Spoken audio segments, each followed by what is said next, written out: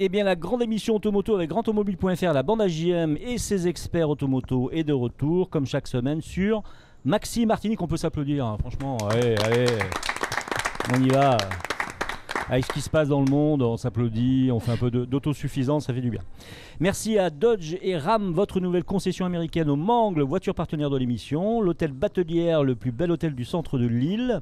Merci au Crédit Mutuel Anti-Guyane. Merci à Speedy, vos 6 centres de réparation automobile en Martinique. Nous recevons sur ce plateau 2 fils rouges aujourd'hui.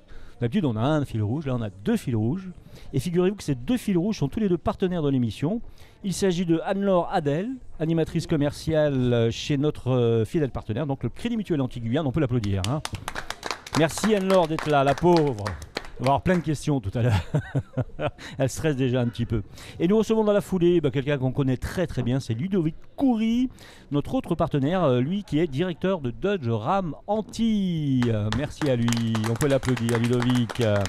Dans un moment on recevra donc Emmanuel Bernard qui est le responsable commercial de la marque. Mais pour une raison de plateau, il y a tellement de monde qu'on est obligé de faire une sélection. Donc voilà, pour la première demi-heure en tout cas. Hein. Tout à l'heure on retrouvera Manuel avec plaisir.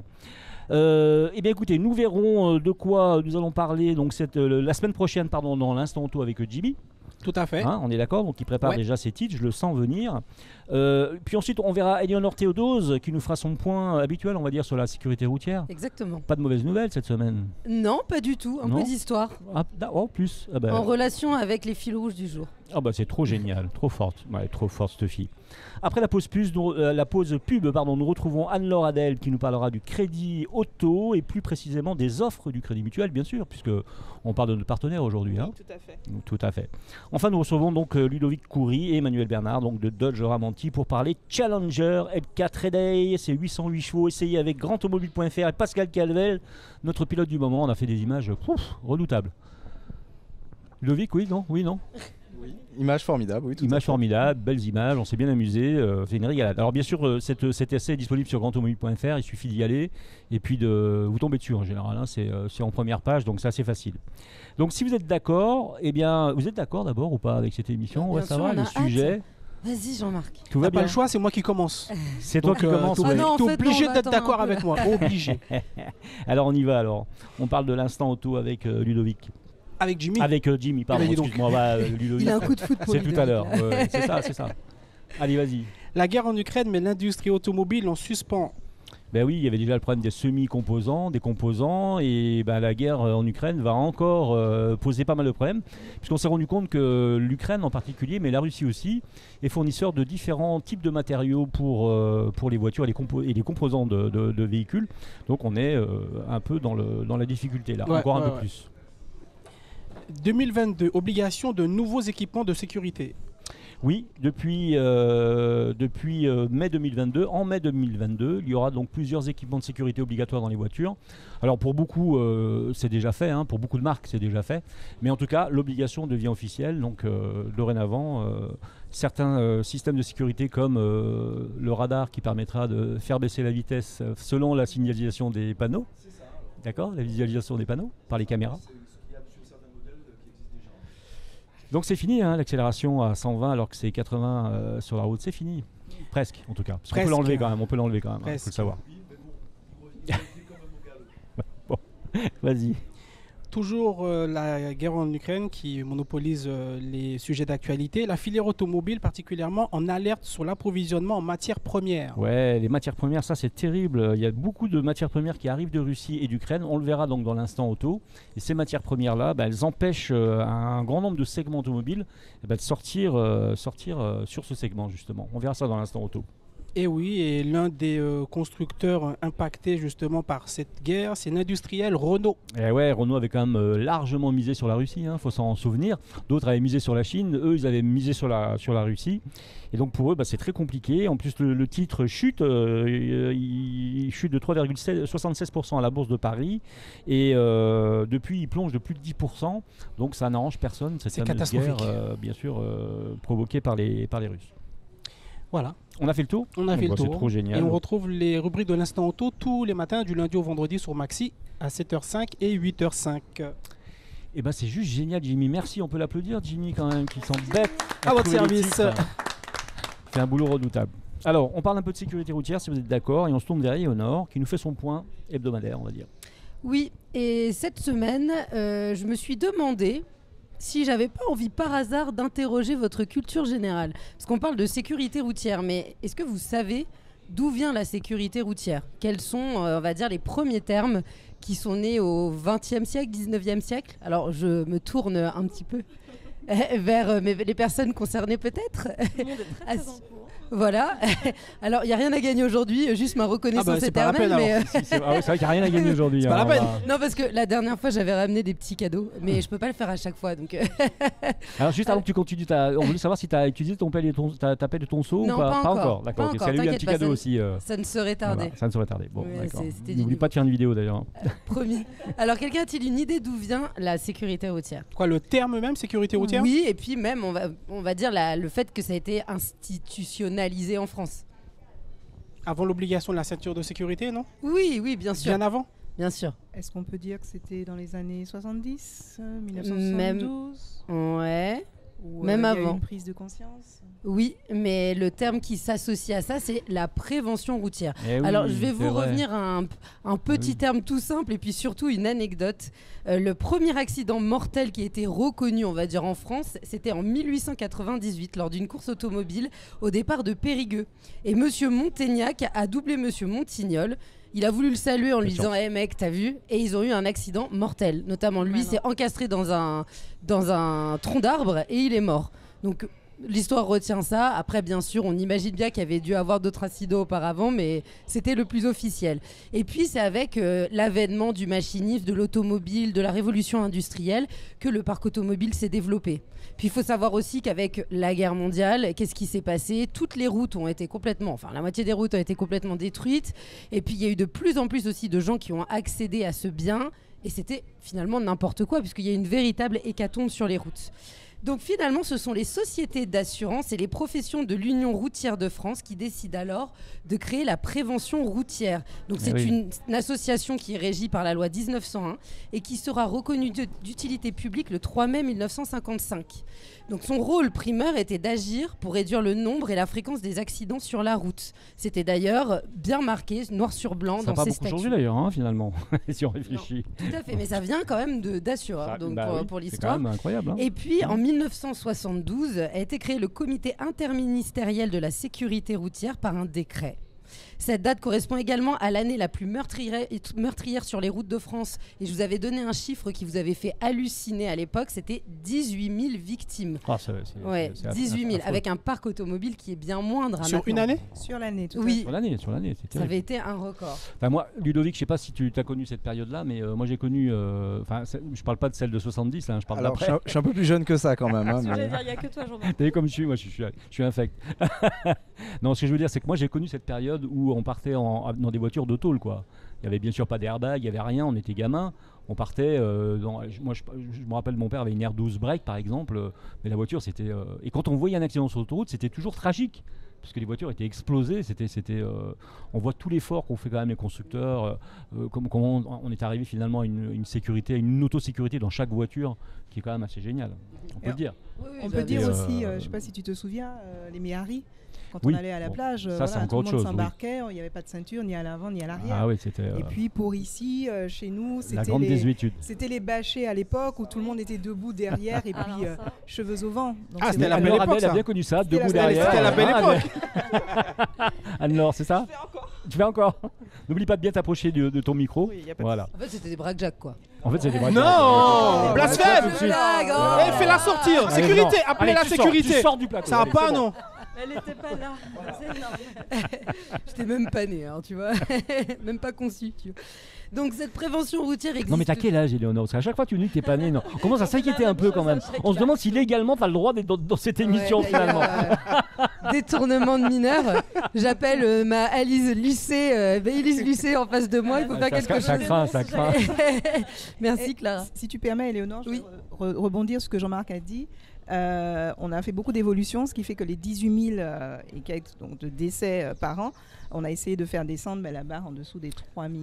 Oui, là on est à 3 000 un peu plus quand même, 3 200, 3 300, mais enfin c'est énorme. Est-ce qu'ils sont ressortis principalement ou pas sur les 18 000 ?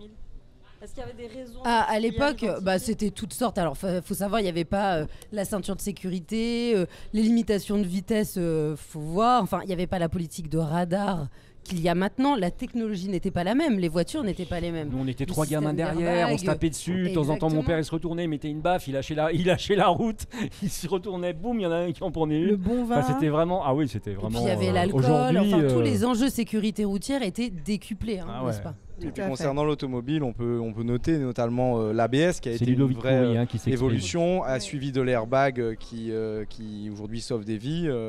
Aujourd'hui, ce sont vraiment deux points de sécurité qui ont amélioré nettement la sécurité. La ceinture de sécurité, je pense, elle a fait vraiment son œuvre. Et donc justement, Éléonore nous apprend il n'y a pas longtemps que finalement en Martinique, un des principaux problèmes, c'est que la ceinture n'est plus portée. Tu nous disais ça. Enfin, c'est une résistance, c'est comme le port du casque à moto, c'est une spécificité locale d'avoir cette résistance face à les gens mettent plus leur ceinture. Oui, mais avec les alertes, je suis surpris, avec les alertes des véhicules aujourd'hui, quel que soit le véhicule, quelle que soit la gamme, vous avez des sonneries qui vous alertent. Non, mais tout le monde n'a pas ce style de voiture. Par exemple, la mienne n'a pas de sonnerie parce que je n'ai pas... si, quand même. Alors, on va pas... Alors, Anne-Laure...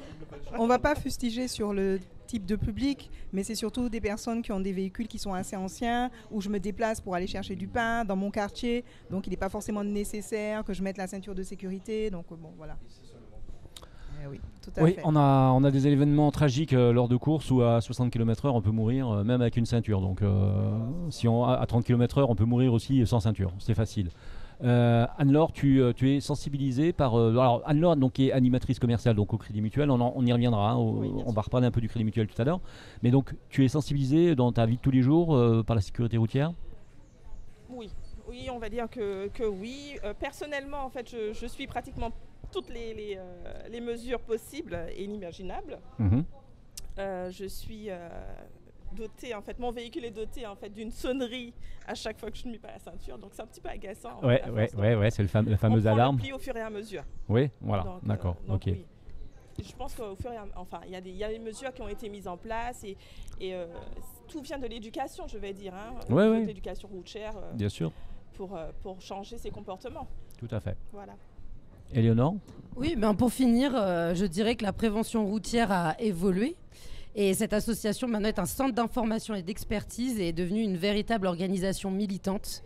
Donc c'est important, malgré le fait qu'il y ait à côté d'autres structures qui se sont développées avec, on parlait du comité, et puis aussi toutes les résolutions étatiques qui ont été prises. Elle existe toujours et elle est là pour être aux côtés des assurés, pour pouvoir justement sensibiliser. Alors, je voulais me tourner vers Clara. Clara, toi-même, est-ce que tu es sensibilisée tous les jours, dans ta vie de tous les jours, par la sécurité routière? Je sais que tu loues des voitures, je crois. Hein? Oui, beaucoup. Tu loues beaucoup, d'accord. Donc comment mais j'ai toujours eu l'habitude d'avoir plusieurs véhicules différents, donc du coup, je m'adapte très facilement. Après, en Martinique, on est obligé d'être sensibilisé puisque on est obligé d'utiliser la voiture régulièrement. La route n'est pas forcément toujours très praticable, donc il faut faire attention à soi, aux autres, et puis respecter dans la mesure du possible le code de la route. Oui, Ludovic, de ton côté, pareil, toi tu es directeur de concession, il y a une sensibilisation qui est faite, non, auprès des employés par exemple, ou autre, ou est-ce que vous en parlez de temps en temps? Oui, bien sûr, déjà dans le comportement des équipes commerciales, donc du coup... qu'ils aient un comportement irréprochable avec un respect du code de la route, qu'ils représentent la concession au mieux à l'extérieur quand ils utilisent leur véhicule personnel, que ce soit en dehors de leurs heures de travail le week-end, qu'ils aient un comportement irréprochable, comme je le répète, et qu'ils respectent les limitations de vitesse, bien sûr, c'est primordial. Surtout qu'en plus, tu as des véhicules qui sont plutôt puissants pour certains. Et il faut faire attention quand même, malgré tout. Hein. Ce sont des véhicules à conduire avec une grande intelligence, j'ai envie de dire. Au final, c'est la tentation. Quel que soit le type de véhicule, quelle que soit sa motorisation ou sa puissance, c'est la tentation de vouloir enfreindre les limitations de vitesse qui fait que les conséquences sont tragiques au final. Voilà, donc c'est interdit, on le sait, point barre. Hein, on ne réfléchit même pas, c'est pas négociable, c'est interdit, c'est interdit. Bon, alors en plus de ça, sur les courses, le problème est souvent avant et après. Hein, c'est pas pendant. Pendant, les pilotes sont souvent sensibilisés, ce sont des professionnels, etc. Mais c'est souvent malheureusement un comportement qui peut être un peu déviant, on va dire, avant les courses et après les courses surtout, parce que l'adrénaline est montée.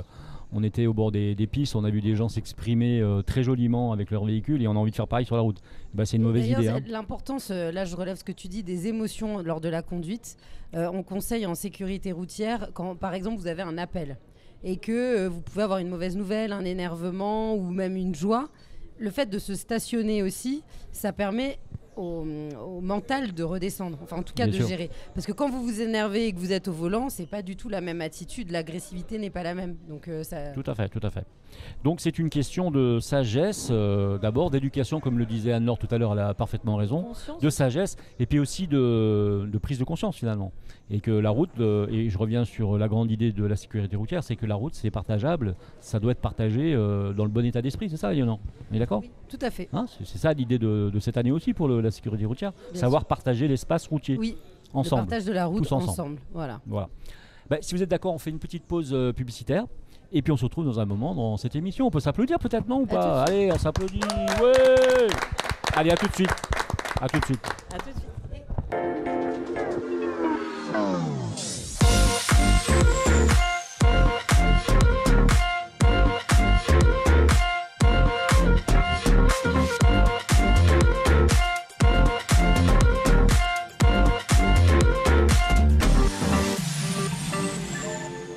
Eh bien, vous êtes de retour dans la grande émission Automoto avec GrandAutomobile.fr, la bande AJM et ses experts automoto.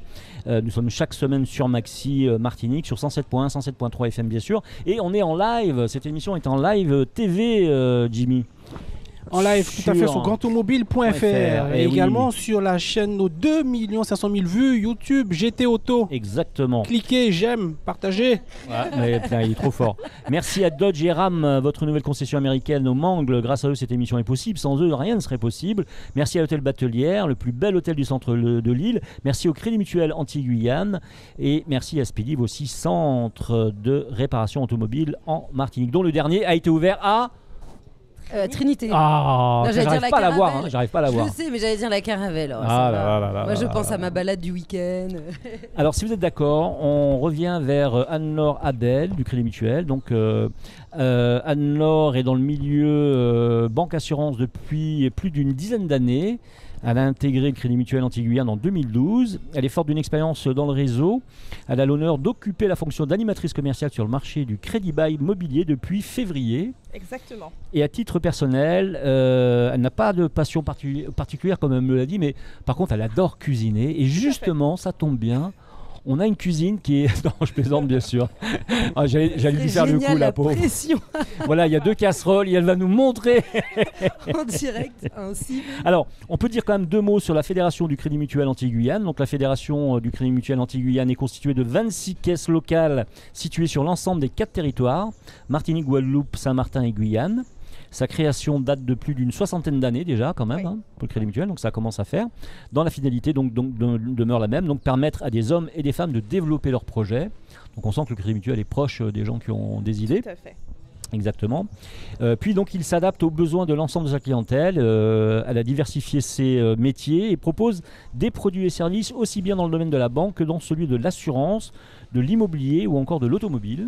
C'est pour ça que tu es là aujourd'hui et qu'on va en parler. Tout à fait. Au-delà de son fonctionnement donc, de banque partenaire de l'économie locale et régionale, le Crédit Mutuel Antilles-Guyane est aussi une entreprise engagée au plan social de par son attachement aux valeurs de solidarité, de responsabilité et de respect des personnes.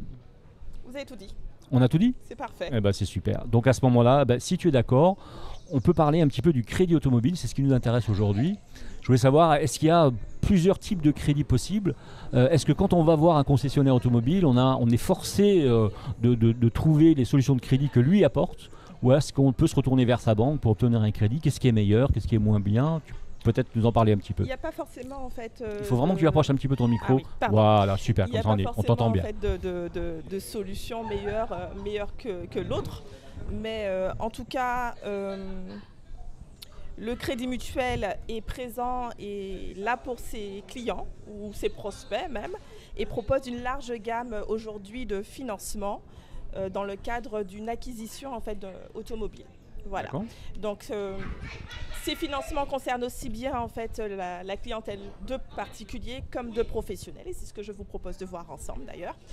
Donc il y a 3 grands types en fait de financement. Il y a le financement, le crédit dit amortissable, et puis le crédit renouvelable, et puis les solutions de leasing que nous verrons en fait par la suite. D'accord ? D'accord, allez, avec plaisir. Donc pour le crédit amortissable, ce que je vous propose, c'est au moins de vous émettre le principe. C'est un crédit dit classique, hein, c'est la formule la plus classique de financement aujourd'hui que nous proposons. Il s'agit d'un crédit à la consommation sur une durée définie que le client rembourse sur une durée en fait principalement de 60 mois maximum.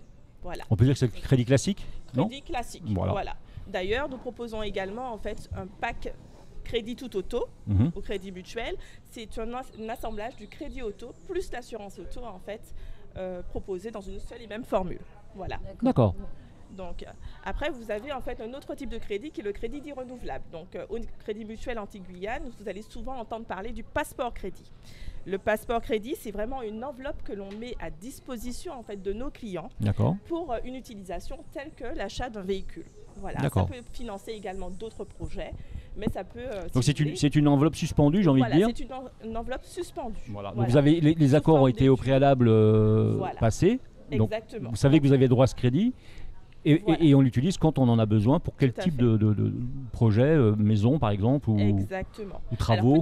Peut-être pas maison, mais travaux. Pas maison, mais ce sera peut-être pour réaliser des travaux, par exemple, pour acheter une nouvelle voiture ou un besoin de trésorerie, tout simplement. Principalement, en fait, ce qu'on étudie dans ce qui est, je vais dire, l'avantage principal de cette enveloppe, c'est qu'elle est étudiée au préalable, elle est mise à disposition en fait du client. Et il y a ce besoin de réactivité auprès des concessionnaires, d'accord, pour pouvoir en fait débloquer ce tiroir quasiment en fait dans la minute qui suit en fait. D'accord. Et directement par le client via son espace Crédit Mutuel. C'est ce qui est très intéressant en fait à notre niveau, c'est vraiment d'être réactif sur le marché en fait automobile. Bien sûr. D'accord. Voilà. C'est le type de crédit qu'on retrouve par exemple pour l'achat de meubles, etc. C'est ça le crédit renouvelable. Alors, ce que propose. Voilà, il y a la nuance à faire. C'est un crédit renouvelable et ce n'est pas un revolving. Donc c'est-à-dire que le principe reste le même, mais la durée est un peu plus longue. Et le principe, ce serait en fait que vous utilisez, en fait, vous débloquez pour un achat de véhicule, et plus vous remboursez, en fait, plus en fait vous remboursez vos échéances, plus cette réserve se reconstitue. Bien sûr. Ouais. Voilà. Mais pour un achat de meubles, pour en fait un achat de véhicule, l'enveloppe est beaucoup plus importante, puisque l'étude de solvabilité en fait est faite au préalable et cela nous permet de... J'en profite, une petite question technique. Quand votre enveloppe se renouvelle, parce que vous remboursez au fur et à mesure, imaginons que vous êtes à la moitié, si la personne elle a besoin en rapport avec son automobile de réactiver, de reprendre sur ce qu'elle a déjà rendu, elle peut ou pas? Tout à fait. D'accord. C'est bien là le principe justement. Le truc, en fait, on peut jouer avec... À titre d'exemple, si en fait on vous octroie une enveloppe de 30 000 € et que vous avez remboursé aujourd'hui 15 000 €, vous avez en fait les autres 15 000 € à votre disposition. D'accord, que vous avez déjà remboursé. Voilà. Que vous remboursez, qui peut en fait financer un autre projet, notre voiture. Eh ben tu vois, ça y est, Léonore, tu peux changer ta voiture. La voiture aux deux volants, un volant devant, un volant derrière, avec plein de problèmes et tout. Donc ça y est, c'est bon. Oui, et puis cette enveloppe peut aller en fait jusqu'à 50 000 €. Donc du fait, ça peut c'est pas mal quand même. Un certain nombre de besoins en fait automobiles. Et une question, est-ce que les échéances, il y a possibilité de moduler? Mais c'est bien ça. Et c'est d'où l'avantage en fait du passeport crédit, c'est vous qui choisissez client. C'est un financement à la carte. Donc du fait, vous débloquez en fait votre utilisation, le besoin que vous avez en montant, et en fait on vous propose plusieurs schémas de financement. Soit vous décidez en fait le financement sur la durée, donc vous jouez sur la durée, soit en fait vous préférez sur, sur le besoin. Alors, il y avait une troisième possibilité de crédit. La troisième en fait solution, c'est les solutions bien évidemment de leasing que l'on retrouve de plus en plus aujourd'hui. Alors, les solutions de leasing, en fait, je vais segmenter par clientèle, par type de clientèle. Nous avons les solutions de leasing pour le particulier. Donc nous avons ce qu'on appelle la LOA, donc la location avec option d'achat. Donc ça, si vous voulez, c'est une formule de financement qui permet en fait aux clients particuliers de pouvoir accéder au véhicule qu'il a choisi, voilà, sous forme de contrat de location. Voilà. Donc simplement, il se dirige vers le concessionnaire, il choisit en fait le véhicule qui lui correspond avec ses options. Il revient vers son chargé de clientèle de proximité d'ailleurs, et qui lui met en place en fait, si vous voulez, un contrat sur mesure de location. Voilà. L'avantage au niveau en fait du particulier, en tout cas pour la LOA, c'est qu'il bénéficie de conditions sur mesure. Donc un financement carrément à la carte au niveau des loyers qu'il va devoir honorer. Identiquement, par rapport aux cibles à la clientèle de professionnels, nous avons en fait le crédit bail qui se base sur le même principe que la LOA. Donc toujours, la LOA, c'est toujours dans l'obtention d'achat en fait après amortissement, donc après en fait le paiement de loyer sur un montant qui est déjà fixé dès le départ, dès le contrat. D'accord ? D'accord. Et puis nous avons en fait pour ces professionnels un avantage non négligeable, c'est les avantages fiscaux, puisque les loyers sont déductibles.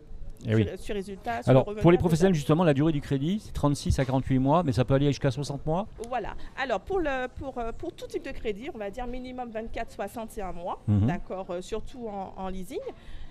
Pour le crédit amortissable, je veux dire classique, on peut avoir une durée un peu plus longue, mais bien évidemment, ça dépend en fait de la proposition commerciale et faite, bien évidemment. Tout à fait. Voilà. Et puis, je vais vous parler de la dernière possibilité au niveau de la solution de leasing pour les professionnels, c'est la location locative. Donc, c'est le même principe que le crédit bail pour les professionnels, sauf qu'il n'y a pas justement sans l'option d'achat. D'accord. Donc, c'est dans la mesure où nous sommes face à une clientèle de professionnels qui renouvellent leur stock. Ça peut être une flotte automobile, pratiquement, je vais dire, tous les 2, 3 ans, 4 ans maximum, mais qui n'ont pas l'intention d'acquérir les véhicules au final. Au final. Voilà. D'accord. Donc là, on a brossé finalement l'ensemble des propositions possibles, probables, par le Crédit Mutuel. Oui. On est d'accord ? Surtout, il faudrait dire en fait que le Crédit Mutuel a la solution en fait pour chacune des attentes de nos clients et prospects. Bien sûr. Voilà. Alors, quand on n'est pas, donc, je rejoins un peu Thierry, quand on n'est pas encore client du Crédit Mutuel, donc quelles sont les démarches les plus simples à faire finalement ? Il suffit de se rapprocher d'un conseiller, il faut faire des démarches par mail, par téléphone, il faut comment ? Alors, nous avons développé nos canaux de communication, donc que ça soit en fait sur l'espace Crédit Mutuel Antilles-Guyane, que par proximité d'un point de vente.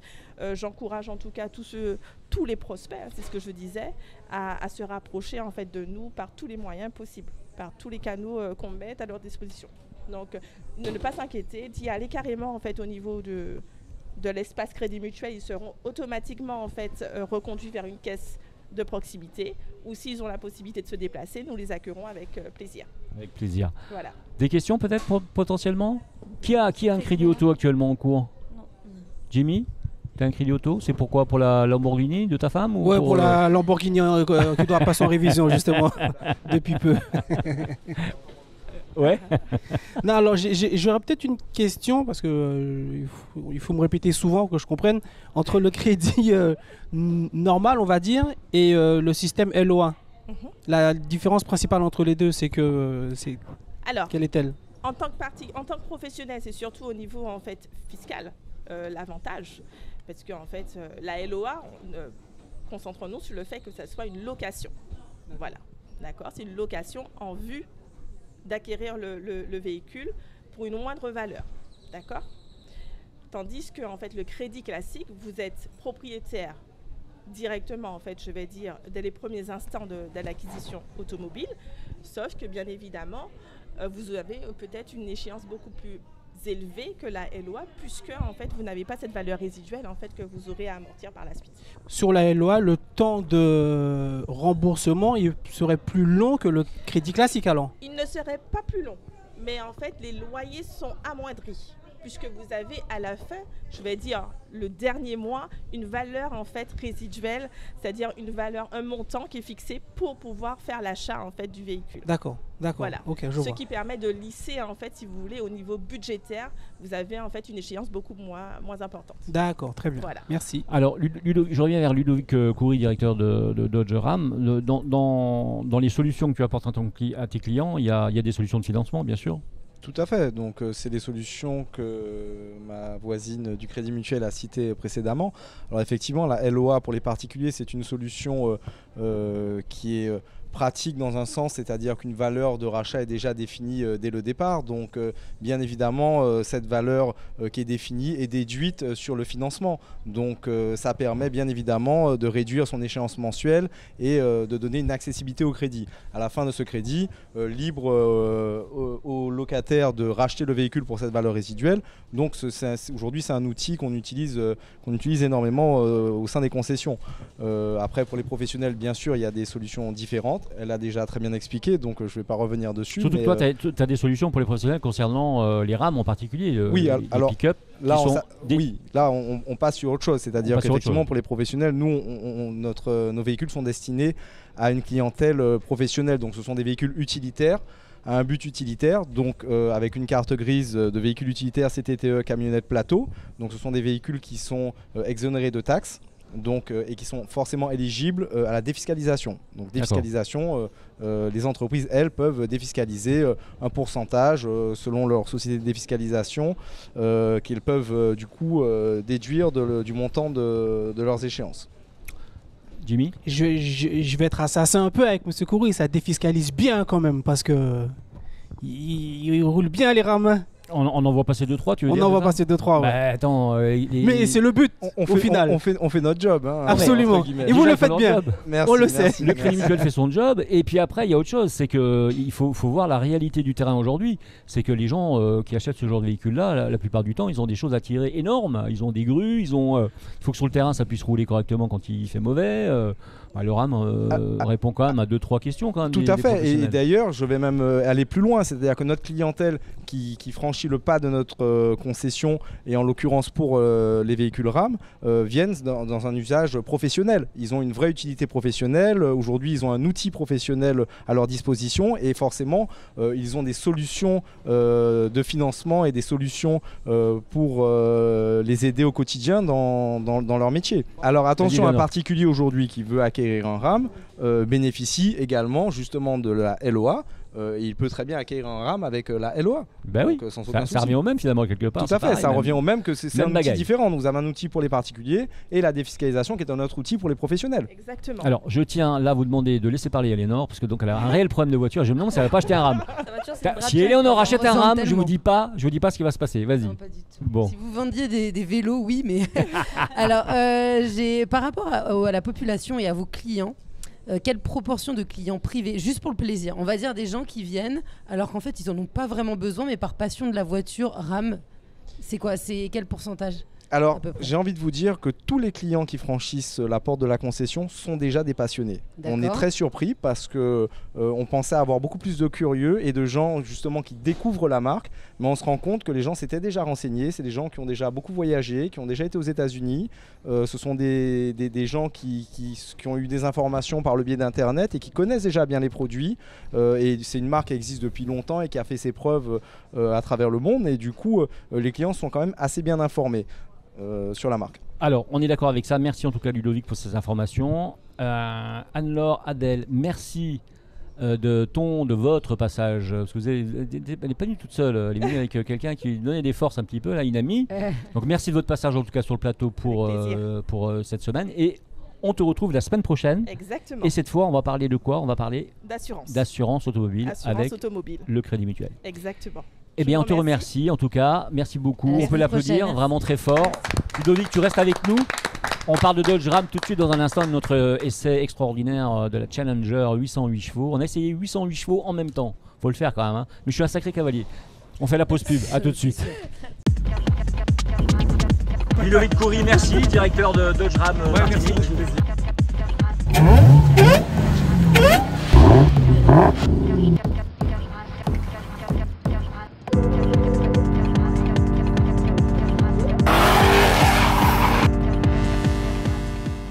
Eh bien, vous êtes de retour dans la grande émission Automoto avec grandautomobile.fr et la bande AJM et ses experts automoto qu'on peut applaudir si vous êtes d'accord.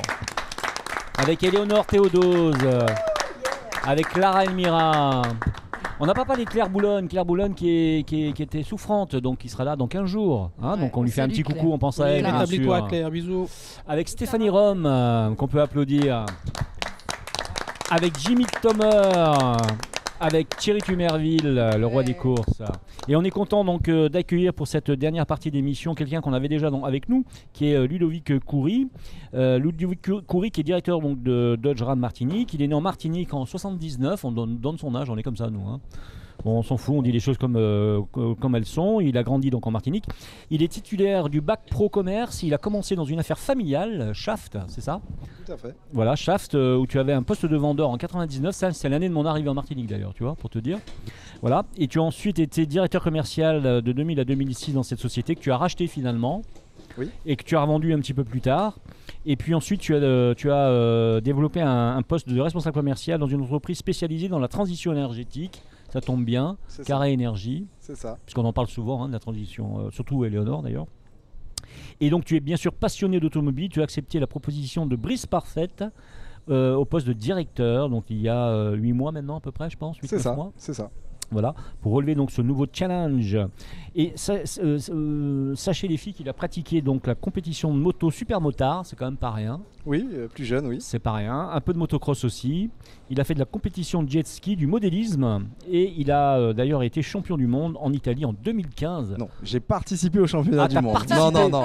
Moi je suis comme ça, je donne les titres. Moi je suis sympa comme ça. Non, j'ai participé. Je donnerai pas ma place, mais j'ai participé. C'est déjà ça. C'est pas grave. Le principe c'est de participer. Ça me rappelle ce qu'on doit penser pour les Jeux Olympiques. Oui, il est censé être participé. Oui, voilà. Oui, j'attendais la blague. Fameuse phrase, voilà, de Jeux Olympiques, le prénom olympique, le nom. Et donc on ressent en même temps quelqu'un que vous connaissez bien maintenant, parce qu'on l'a déjà reçu dans l'émission longuement quand on a fait la spéciale chez Dodge cette fois en Martinique. C'est Manuel Bernard qui est responsable commercial de la marque. Donc lui, il a été dans le domaine de la comptabilité et puis il s'est rapproché du milieu de l'automobile, mais c'est un passionné de voiture, ça c'est clair. Quelqu'un qui connaît très très bien son job. Il a fait ses premiers pas dans le secteur automobile et se forme chez Sodauto. C'est là que je l'ai connu d'ailleurs. Il a été vraiment le pilier de la marque, on peut le dire. Je me demande comment ils font maintenant. Là. Ils doivent être un petit peu ennuyés là, non ? Je pense qu'ils se débrouillent, oui. Ils se débrouillent quand même. Bon, t'as réparti ta clientèle ou comment ça fait ? Il manque un petit peu quand même. Il manque un peu ? Bon, ok. Je pense qu'on fait un petit coucou de temps en temps. Voilà, bon, tout à fait. Donc passionné de voitures américaines de surcroît, depuis toujours, il saute le pas et s'offre donc ce grand saut chez Dodge Ram Martinique. C'était une évidence a priori. Bon, le son du V8, enfin toutes les petites choses que tu aimes. C'est naturel, je pense qu'il y a beaucoup de personnes qui aiment ça. Donc voilà, bon, en tout cas, il est quand même aussi, il a un master de commerce international et il est responsable des ventes donc chez Dodge Ram depuis septembre dernier. Hasard ou pas, cette passion brûlante pour les Américaines s'en voit renforcée puisqu'il a l'obsession du travail bien fait et culture de la satisfaction client. Ça, c'est rare. C'est important. C'est important. On en a parlé la dernière fois, c'est important. Bon, ça devient de moins en moins rare, mais ça reste encore un produit rare. Les gens qui font attention vraiment à leurs clients. Je vis et partage ma passion quotidiennement, c'est ce que tu nous dis. Et tu es un amateur de performance et de mécanique auto. Alors un vendeur qui est passionné de mécanique auto, je dis un vendeur parce qu'il est responsable commercial, mais il vend son produit. Un vendeur qui est passionné de mécanique automobile, par définition, ça fait un technicien commercial. Hein, ça fait un ingénieur de la vente. On est d'accord ? C'est vrai qu'on sait de quoi on parle, mine de rien, et puis on prend plaisir à le faire, donc du coup ça devient naturel, quoi. Bon. Alors, est-ce que vous pouvez nous parler tous les deux de qui est Dodge Ram véritablement ? Qu'est-ce que propose Dodge Ram ? On a bien compris, puisqu'on a fait l'essai, on va en reparler à la pause, on lancera d'ailleurs la vidéo, on a fait l'essai de la Challenger de 808 chevaux, L4 Headache, on en reparlera tout à l'heure. Mais qu'est-ce que propose vraiment Dodge Ram ? Est-ce que c'est que des Challenger et des Ram ou est-ce qu'il y a d'autres possibilités ? Comment ça se passe ? Chez vous, qui veut prendre la parole ? Allez. Alors je vais commencer. Bon, pour situer le contexte, on est concessionnaire officiel effectivement, comme tu le disais, des marques Dodge et Ram, des deux marques américaines qui font partie intégrante du groupe Stellantis maintenant. Donc pick-up pour les professionnels et aussi adressé pour les particuliers, et bien sûr la marque Dodge pour tout ce qui est passion, véhicules performants, etc. On fait aussi de l'importation de véhicules américains. Donc toute personne qui aurait un projet particulier sur un véhicule américain, on peut effectivement discuter avec nos distributeurs pour accompagner le client sur ce projet-là tout en proposant le service concessionnaire qu'il y a derrière, garantie constructeur, atelier, etc. Donc voici un petit peu le gros de l'activité de la concession.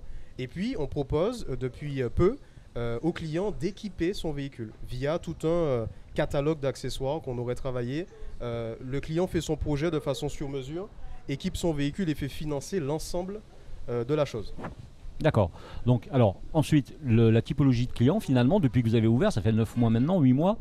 Donc, ça veut dire que là, vous avez une belle visibilité de qui a poussé la porte et qui est venu vous voir. Donc, aussi bien pour Dodge que pour Ram, comment s'est répartie cette clientèle pour le moment? Je pense qu'essentiellement, on est sur du Ram. Oui. On dit Martinique terre de pick-up, donc il y a une énorme demande sur le pick-up. Surtout qu'on est au courant de ce qui s'est passé pour les pick-up européens.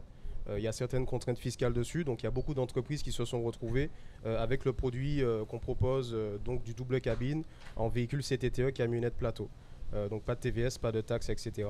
Donc il y a beaucoup de sociétés sur les mois passés là, qui se sont adressées à nous, et puis quand même quelques passionnés. Quelques passionnés. Ça doit représenter, c'est du 80-20% à peu près. Alors passionnés de Ram et de Dodge, ou passionnés spécialement de Dodge ou de Ram? Un peu des deux. De toute façon, l'entrepreneur qui vient acheter, même pour son entreprise, est bien sûr passionné. On n'a pas vu quelqu'un qui vient acheter un véhicule par contrainte d'utilisation seulement. Il vient acheter la voiture parce que ça lui plaît. Oui, bien sûr. Et puis qu'il a des avantages fiscaux derrière. Mais il y a beaucoup de particuliers qui aiment ces voitures-là, aussi bien sur Dodge que sur Ram. Et donc, voilà, on en voit tous les jours. Alors, Ludovic, je reviens vers toi. Il y a derrière ces deux marques prestigieuses, on va dire américaines, qui ont quand même fait le tour du monde à travers certains films particulièrement. Je pense que tu es d'accord avec moi pour parler de Fast and Furious un petit peu. Entre autres, il y en a eu des plus anciens. J'ai potassé un petit peu. Il faudrait que je retrouve le titre d'un film dans lequel une Challenger était justement utilisée. C'était un conducteur qui devait convoyer la voiture d'un point à un autre sur une semaine. Enfin voilà, c'est un film relativement d'action. Mais oui, c'est une marque et dont un modèle qui a été souvent utilisé dans les séries et les films également, oui. Donc la philosophie derrière tout ça, Ludovic, c'est de présenter, c'est d'offrir aux clients finalement une autre offre, quelque chose de différent de ce qui existe aujourd'hui sur le marché, un petit peu à contre-courant quand même malgré tout par rapport à la transition écologique, il faut le dire, parce que ce sont des moteurs qui sont puissants. Je pense à la Challenger qu'on a essayé, 808 chevaux ou 727 chevaux. Quelle est la philosophie derrière? Quel est l'objectif? D'abord, est-ce qu'il va y avoir du 100% électrique? Est-ce qu'il va y avoir des nouveautés de ce type-là? On a vu le lancement de la F-150 chez Ford qui tracte un train en 100% électrique. Est-ce que derrière, Dodge a prévu des choses? Comment ça se passe chez vous? Bon, déjà, la philosophie pour nous, bien évidemment, c'est de proposer une gamme variée. Donc aujourd'hui, on arrive sur le marché avec un nouveau produit. Donc un produit qui n'existait pas auparavant. On propose une gamme de véhicules de pick-up premium, il faut le dire, parce qu'aujourd'hui, on n'est pas sur le même segment que nos concurrents. On est sur un véhicule qui est beaucoup plus premium, beaucoup plus abouti. On a une large gamme de véhicules sur Ram. Dodge est là aujourd'hui, l'image de marque de Dodge, ce sont des véhicules performants. Donc aujourd'hui on prône la performance chez Dodge, donc on a certains amateurs qui veulent se faire plaisir avec un véhicule performant. Maintenant on parle de transition écologique, alors bien évidemment Dodge et Ram qui sont des marques qui font partie du groupe Stellantis sont bien évidemment en développement pour proposer des modèles hybrides et des modèles 100% électriques au même titre que Ford. Il faut savoir que le Ford n'est pas encore commercialisé, que sa commercialisation a été repoussée et qu'a priori d'ici 2024 on commencera à voir effectivement une proposition de Ram 100% électrique. Maintenant on a néanmoins des amateurs de véhicules essence, même si le contexte actuel fait avec le coût du carburant une contrainte, mais on a des amateurs de V8, des amateurs, ils vont continuer de produire ce type de moteur qui reste emblématique à la marque. D'ailleurs Ludovic, tu as raison de le dire, parce que Carlos Tavares la semaine dernière a parlé un petit peu de ces modèles dans le groupe Stellantis. Il a bien expliqué que la muscle car électrique de Dodge va faire un bruit incroyable. Oui. C'est lui-même qui l'a annoncé, hein, je te le dis, donc la semaine dernière. Alors ? Jeu de mots, je disais. Jeu de mots, oui, bien sûr, par définition. Jimmy, on a essayé donc cette voiture. Alors, on a essayé la Challenger L4, yes. Réveil, 808 chevaux. Qu'est-ce que tu en as pensé? Comment t'as vécu ce film qui est disponible donc sur grandautomobile.fr? Vous pouvez voir à n'importe quel moment. Je suis aussi passionné que Ludovic Emmanuel. Je l'ai toujours répété assez souvent, de la vieille école, parce que pour moi, c'est des moteurs nobles. Tout ce qui est V6, V8 et particulièrement les moteurs américains. Donc avoir une marque telle que Dodge et Ram qui arrive ici avec ces modèles si emblématiques, non, c'était un essai vraiment très, très, très particulier que j'ai beaucoup, beaucoup apprécié. Alors, par contre, on parlait avec Manuel tout à l'heure en off, et tu nous disais que finalement, il y a certaines personnes aussi qui se sont dit qu'on avait un peu abîmé les voitures, à quelque part. Qu'on avait un peu torturé les voitures, pas abîmé, mais torturé. Pas torturé, le mot est fort. Non, mais vous savez, quand on a un véhicule aussi prestigieux, certains ont envie de l'avoir, c'est un petit peu la prunelle de nos yeux, voilà. Donc, quand on voit les images, c'est vrai qu'on se rend pas compte à quel point aux États-Unis, elles sont un peu construites pour ça. C'est ça, j'allais dire. Il y a de la puissance, les moteurs sont renforcés, bien les sûr. châssis aussi. Bien sûr. Une voiture de collection, quoi. C'est ça. Donc, en fait, c'est presque un crime de la laisser exposer, de ne pas s'en servir. Donc, voilà. Je pense qu'il y a une part de personnes qui titillent un peu sur certaines images. Et pourquoi pas, ça lève le voile sur, oui, il faudrait peut-être ici un endroit, on en parlait tout à l'heure, pour qu'on puisse vraiment s'amuser avec ces voitures. On est d'accord. Le pire qui puisse arriver finalement quand tu essayes une Challenger, que tu l'essayes vraiment avec Pascal Calvel, qu'on remercie d'ailleurs, qui était avec nous, le pilote officiel. Oui. Pascal, il est en métropole, donc il n'a pas pu être présent dans cette émission.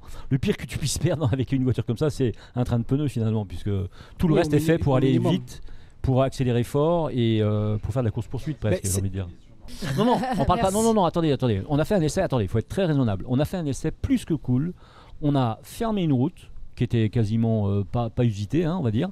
On a fermé une route, donc on avait des gens qui, d'ailleurs Jimmy t'en a fait partie. Yes. On a fermé une route et on a fait des accélérations. Donc on n'a absolument pas fait les fous sur la route, on a roulé tout à fait normalement. D'ailleurs on a même été accompagné par 2 personnes en bleu qui ont bien compris qu'on était des gens très très bien.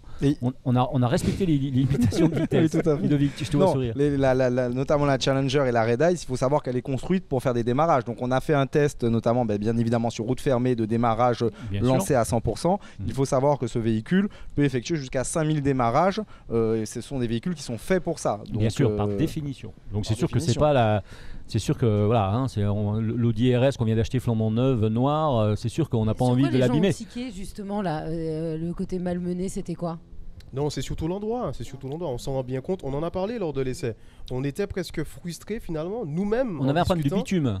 Oui, en fait, on se disait, on n'a pas la bonne route en fait. Ouais, en fait, on a tellement envie de voir ce que les voitures donnent sur une belle route, accélérer ça à fond, etc. Et on se rend compte qu'il n'y a pas 10 000 endroits en Martinique pour le faire. Tu nous diras ça plus tard, parce que là c'était un peu tard là maintenant, donc c'est mort. On fait un appel aux autorités de l'aéroport. Oui, l'aéroport tu veux dire. Voilà, s'il vous plaît, donnez-nous accès s'il vous plaît. On peut toujours le demander. C'était surtout sur le revêtement du sol, c'était pas idéal, c'est sûr. C'était compliqué. Mais à contrario, ça a fait de super images avec tout un style de fumée. Ce qui se fait déjà dans des publicités Dodge, donc le rendu était sympa. On a été très précautionneux en plus, on a fait gaffe aux voitures, on a fait très attention, donc on peut pas trop nous reprocher quand même de ne pas avoir fait attention. Jimmy. Je vais abonder dans le sens de ce que dit Manuel, c'est que c'est dans l'ADN de cette marque-là que de construire volontairement. Bon, je me propose comme commercial parce que vu la façon dont j'en parle, les gars, c'est que ce sont des voitures qui sont faites pour ça. Le constructeur, dans sa communication sur le site officiel, on voit que ce sont des bagnoles qui sont faites pour ça. Les accélérations en ligne droite, les panaches de fumée, les dérapages, ce qu'on appelle les donuts, les 360 comme ça, ce sont des voitures qui sont faites pour ça. Dans la culture américaine, tout le monde est au courant de ça, tout le monde apprécie ça et tout le monde vit avec ça. C'est un peu plus... on va dire... enfin, c'est moins commun, moins démocratisé en Europe. En France, c'est en Martinique, on a de vrais passionnés ici. Mais des compétitions de run extraordinaires. Voilà. C'est même pas la peine d'aller très loin. Tu vas à Miami, ça suffit. Voilà. T'as déjà, tous les soirs, tu as des opérations encadrées par la police la plupart du temps. Donc, encadrées par la police. Donc, comme on n'a pas l'habitude de voir ça ici en Martinique de façon légale, automatiquement, on voit une voiture de ce type-là qui fait un démarrage avec un gros panache de fumée, tout de suite, c'est des levées de bouclier, etc. Mais de mon point de vue, de mon avis très personnel, c'est peut-être pas plus mal. J'en parlais avec Ludovic lors de l'essai parce que ça va changer un petit peu les mentalités. Et puis, ce sont des vrais passionnés qui s'adressent à cette marque. Chose extraordinaire, Manuel et Ludovic, c'est que, ok, on a vu la puissance de la voiture, on a vu le moteur, on peut le voir sur les images, on a vu des démarrages extraordinaires, on a vu ça. Mais on a un intérieur magnifique et surtout, on a une vraie 5 places. On a j'ai presque envie de dire c'est une familiale. Bon, alors je passe pour un imbécile, mais non, c'est vrai. On était tous les deux derrière. Effectivement, on s'est retrouvés, je crois, à 4 dans la voiture. 4 dans la voiture à un moment. Mais on était hyper à l'aise. Je fais 1m80, franchement, on était bien. Et puis le son, alors par contre, le son, il t'envahit, forcément. Le son est avec toi. Que le son soit avec toi. Et il est avec toi. Les sensations de conduite, en fait, il faut passer derrière le volant pour comprendre ces sensations de conduite. Elles sont totalement différentes avec tous les autres véhicules. Notamment les véhicules allemands, pour pas citer que, ce sont des sensations complètement à part entière. Et puis, même avec les aides à la conduite, il y a encore des sensations, parce que la voiture a tendance encore à chasser, à aller chercher, pour poser sa puissance sur le bitume, elle est obligée d'aller chasser un peu, à droite et à gauche, et il faut connaître vraiment le véhicule. Et là Ludovic, vous tous les deux, parce que vous êtes tous les deux bien forts là-dedans, voilà, quoi, il faut tenir la voiture dans les ronds-points, par exemple, l'accélération, il faut la doser. Oui, il y a un coup de main à avoir. C'est-à-dire qu'au début, il y a une vraie prise en main. Il faut savoir être raisonnable avec la pédale d'accélérateur. Il faut véritablement trouver les sensations. La voiture, c'est une voiture qui vit. Elle est très peu aseptisée. Donc, on a besoin de la dompter, entre guillemets. Alors, on ne parle pas de prix parce que je pense que ça doit être ajustable et adaptable en fonction du type de véhicule, du modèle, etc. Mais si je suis aujourd'hui intéressé par un Ram ou par une Challenger, quelle est la démarche à faire ?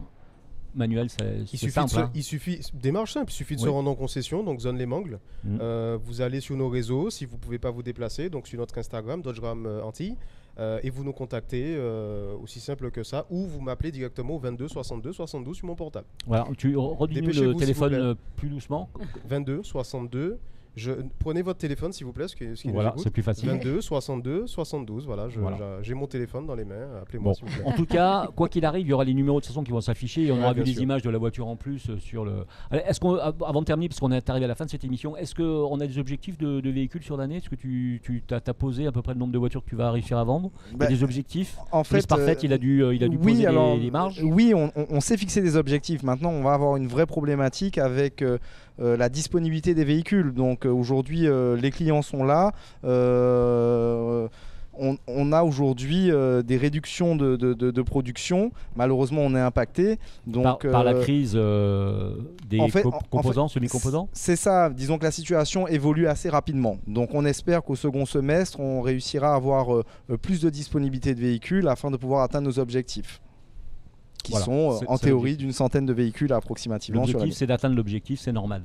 On peut applaudir si vous êtes d'accord. Manuel Bernard, Ludovic Coury, Dodge Ram Antilles qui est partenaire de l'émission. Merci encore de nous avoir fait confiance pour tout cela.